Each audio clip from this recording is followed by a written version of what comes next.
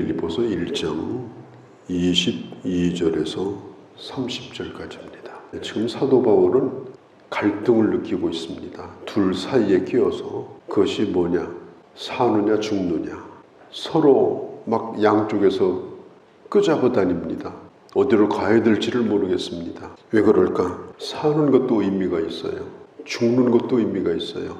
사람이 산다라고 하는 것은 삶과 죽음의 절벽에서, 그 양쪽 절벽에서 아슬아슬하게 걸어가는 것이 우리 인생입니다.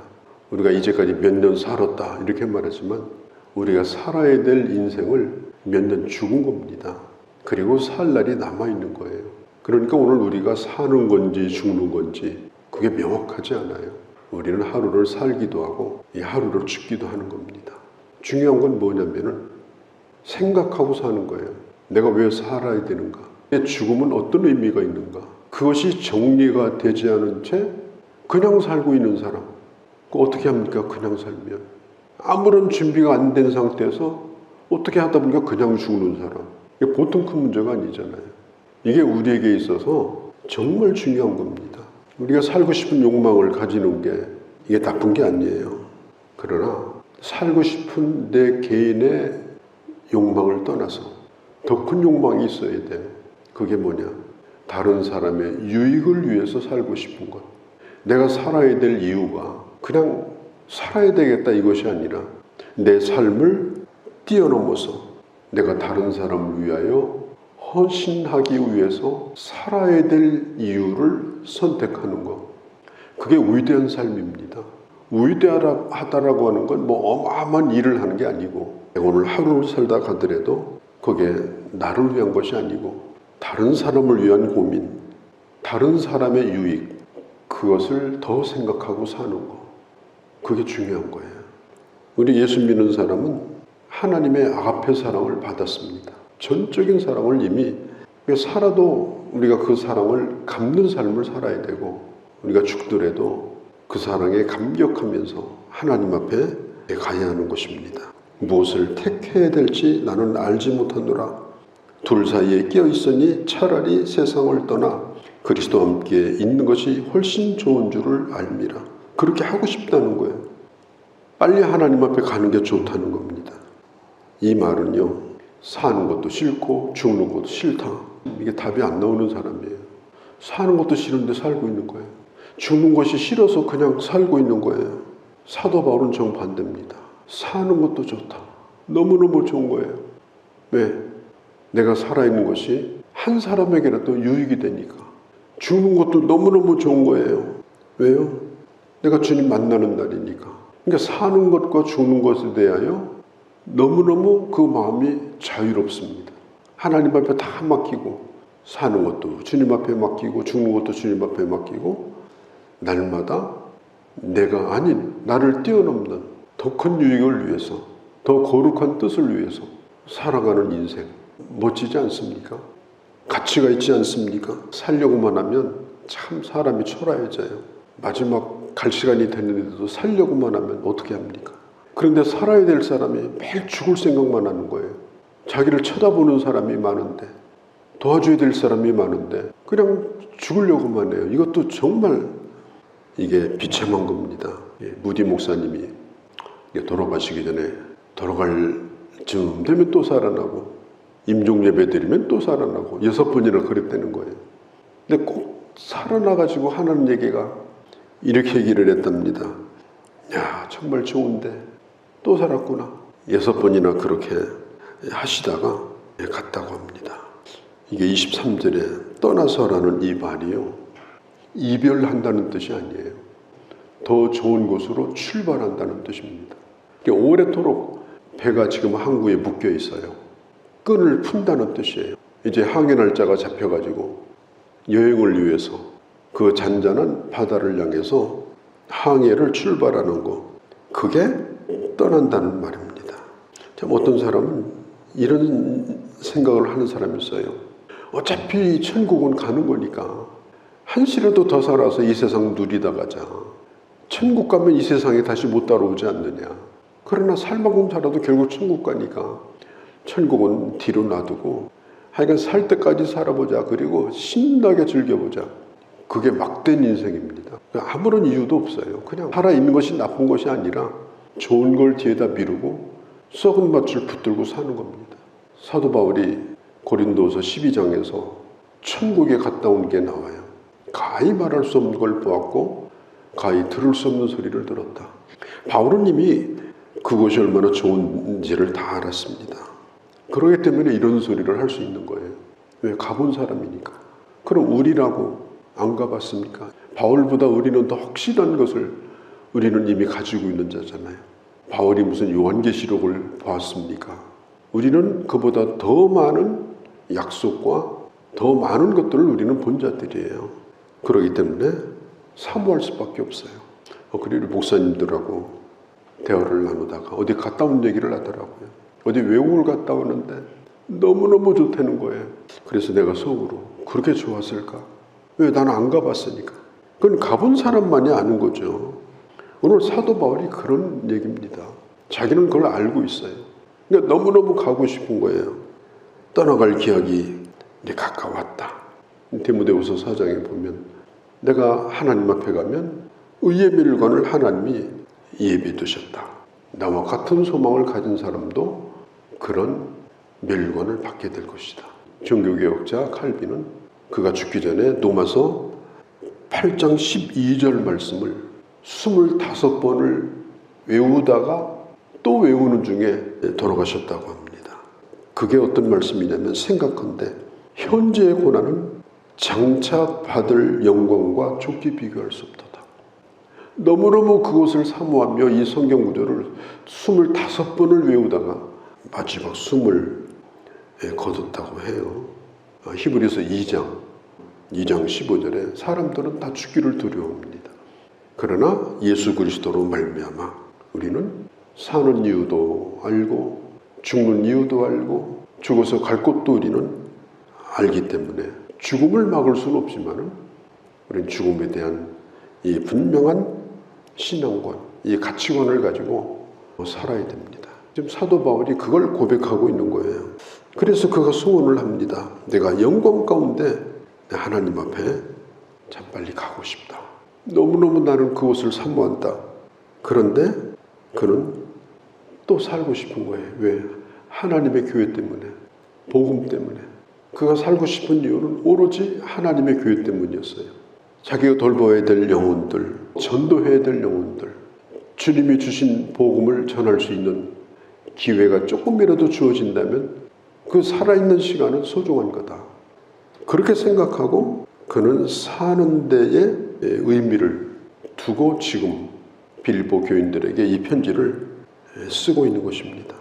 우리는 평생 하나님의 은혜를 빚진 것을 갚는 마음으로 우리는 살아야 돼요. 빚진 사람은 죽을 때까지 빚 갚다 죽잖아요. 왜? 명세서가 날라오니까 우리는 늘 그런 마음이에요. 나는 하나님 앞에 빚을 진 자다. 나는 너무 큰 은혜를 받은 자다. 내가 살아있을 동안은 그날까지는 내가 그 은혜 앞에 내가 응답하며 살아가야 된다.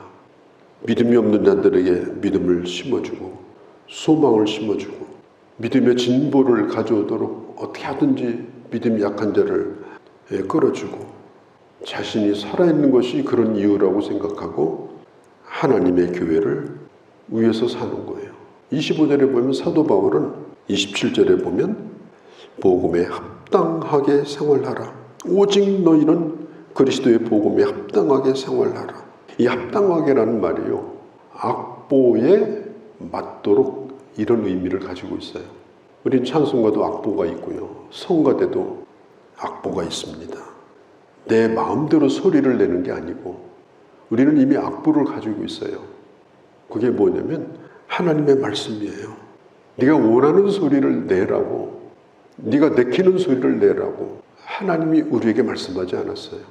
하나님의 말씀의 악보, 성경이 가르치는 대로 긍정적이고 유순하고 부드럽고 그 합당한 소리를 내라. 우리가 그 소리에서 벗어나는 순간 그때는 마귀하고 합창하는 거예요. 하나님의 소리가 아닙니다. 거기서 벗어나면 지금 마귀하고 같이 합창하고 있는 거예요. 동조하고 있는 거예요. 자꾸 마귀는 그렇게 시켜요. 너 하고 싶은 노래 해라. 네 감정대로 해라. 네 기분 내키는 대로 해라. 그래가지고 자기 편을 만들어버려요. 성경은 말합니다. 합당하게 해라. 늘 좋은 소식을 전하고 반가운 소식을 전하고 기쁜 소식을 전하고 감사의 말로 가득 차게 하고 그러면요. 이 악보를 보고서 지금 그대로 소리를 내고 있으니까 이 마귀가 거기에 끼어들어가지고 이상한 소리를 못 내요. 왜? 그대로 노래하니까. 그리고 그렇게 노래하면 따라서 부르는 사람이 있어요. 아름다운 소리로 아름다운 언어로 같이 소리를 내는 사람들이 생겨요. 그래서 아름다운 합창을 만들고 은혜의 흐름을 만들고 이렇게 하는 것이거든요. 우리가 자녀를 가르칠 때도 그렇잖아요. 하나님 말씀대로 잘 악보대로 가르치면 그 자녀가 마귀의 자녀가 되지 않고 예수씨는 이 세상에 아름다운 소리를 내는 자녀가 되는 거예요. 또 우리 자신도 마찬가지고요. 자, 사도 바울이 27절에 혹시라도 내가 당신들을 만나지 못한다 할지라도 당신들은 꼭 그렇게 합당하게 아름다운 하나님의 사람이 되십시오. 그리고 한 마음으로 한 뜻으로 그렇게 하십시오. 한 마음을 가지고 한 뜻을 가지고 그리고 협력하십시오. 협력하는 것과 그렇게 해서 하나님의 나라가 점점 커지게 하십시오. 지금 바울이 어쩌면 볼 수도 없는 빌립보 교인들 보고 싶지만 그들에게 유언과 같이 남기는 말이 바로 그겁니다. 그게 마지막 때 사탄을 이기는 길입니다. 28절에 나오잖아요. 무슨 일에든지 대적하는 자 때문에 두려워하지 아니하는 이 일을 듣고자 합니다. 그러면 사탄이 틈타지 못해요. 마음에 담담이 생겨요. 그러면 마귀가 흔들어 보려고 했더니 두려워하지 않네? 그러면은 당신들이 이렇게 산다면 교회를 흔들려고 하는 이 악한 사단, 그 당시는 율법주의예요. 그리고 노마 숭배사상입니다. 율법주의는 이건 해라 마라 해라 마라 계속 그렇게 하는 게 율법주의예요. 그 다음에 또 한 가지는 숭배사상, 영웅주의 이런 것들이 이제 교회에 들어왔는데 너희들이 그렇게 산다면 그들에게는 멸망의 증거가 된다. 그냥 자동적으로 그들은 소멸되어진다. 한 마음 한 뜻으로 복음을 위하여 협력하고 그리고 한 목소리로 아름다운 노래를 부를 때 그때에 그들에게는 28절 멸망의 증거가 될 것이고 너희에게는 그게 바로 구원의 징조가 될 것이다. 그러니까 하나 된다고 하는 것이 참 얼마나 귀한지 모릅니다. 축구를 하든지 농구를 하든지 어떤 거든지요. 지게 만드는 방법은 아주 간단합니다. 한 팀이 못되게 만들면 집니다. 나는 이렇게 패스하려고 그러는데 저기서 다른 데 쳐다보고 아무리 선수가 많아도요. 한 팀이 안 되면 그 팀 져요. 그럼 그 한 팀이 못되게 만드는 것은 누가 하는 거냐? 이거 마귀가 하는 거예요. 이간질하고 본질이 아닌 걸 가지고 분쟁의 씨를 뿌리고 그래서 한 팀이 못되게 해요. 마음이 다 갈라지게 해요. 교회에서도 뭐 사람 가까이 하면 상처받더라. 예배만 드리고 가자. 그래서 예배만 드리는 성도가 늘어나게 만들어요. 다 개인주의예요. 교회를 생각하지 않고 하나님 나라를 생각하지 않아요. 예배도 열심히 드리는데 영상으로만 드려요. 헌금도 잘하는데 온라인으로만 보내요. 한 팀이 되려고 하지 않아요. 그러면 아무리 성도가 많아도요. 그 교회는 아무것도 아닌 교회가 됩니다. 무슨 농구나 축구가 무슨 수십 명 운동장에 뛰어들어서 하는 게 아니잖아요. 딱 5명, 딱 11명이에요. 그런데 한 팀이 되면요. 그 경기를 보기 위해서 수억 명이 열광을 합니다. 교인이 어마어마하게 많아가지고 좋은 교회가 아닙니다. 큰 사건 간에 교회가 한 팀이 돼서 한 소리를 내고 오직 교회와 복음을 위해서 주님을 위해서 서로 분투할 때 그때에 마귀는 가만히 눈치 보고 있다가 그냥 도망가요. 이게 바울이 얘기합니다. 이게 바로 교회가 이기는 길이다. 하나님의 나라를 위해서 우리가 한 마음을 가지고 오직 복음을 위해서 우리가 당당하게 나가게 되면 반드시 어둠은 물러난다. 성령의 역사가 교회에 충만해지고 부흥의 역사가 일어난다. 특별히 이 뒤에 보면은 19절에 하나님이 우리를 이 땅에 두신 것은 잘 먹고 잘 사는 것이 아니라 연단을 통해서 나를 만들어 가시고 좋은 자리 깔아주고 거기 앉아서 하라고 주신 것도 아니고 힘든 일도 있고 어려운 일도 있고 괴로운 일도 많지만 그런 일들 가운데서 내가 자라가고 내가 성숙해가고 그리고 함께 세워져 가고 그러면서 하나님의 영광을 드러내는 그런 우리가 되기를 원하셔서 고통도 주는 겁니다. 그건 부끄러운 것이 아니다. 지금 그걸 말하고 있는 거예요. 빌보 교인들에게 말합니다. 예수 믿는 것 때문에 힘든가? 주님이 그걸 너무너무 잘하신다. 그러함에도 불구하고 지켜야 될 것을 지키면 열심히 예배드리고 경제적으로 힘들어도 또 헌신하고 그러면서 그 고난을 이겨나갈 때 아직도 고난 가운데 있는 빌보 교회를 향해서 사도 바울은 말합니다. 30절에 나도 그렇게 이제까지 살았으니 당신들도 내가 말한 대로 꼭 잘 듣고 그렇게 살기를 바란다. 정말 우리가 살아야 될 이유도 정말 아름답고 하나님 앞에 가는 그 순간에도 그 죽음이 아름다운 그런 멋진 하나님의 사람으로 살아갈 수 있기를 바랍니다. 우리는 어떤 때 내 삶을 포기하고 싶은 너무나 힘들고 고통스러운 너무나 짐이 무거워서 벗어버리고 싶은 그런 마음도 있으나 스스로 벗어버릴 수 없기에 어쩌면 여기까지 우리가 살아왔습니다. 그러나 이제부터는 사는 것을 짐으로 여기지 아니하고 그 짐이 내 사명이 되고 그 짐이 내가 섬기는 교회가 되고 그리하여 사는 것도 힘들고 어렵지만 가치가 있고 아버지 앞에 갈 때는 더 좋고 그렇게 살고 그렇게 갈 수 있는 그런 하나님의 사람으로 저희 모두 살게 하여 주옵소서. 한 소망을 가지고 한 뜻과 한 마음을 가지고 오직 교회와 복음을 위해서 살아가는 저희가 되게 하여 주시옵소서. 우리 주 예수님의 이름으로 기도하옵나이다. 아멘.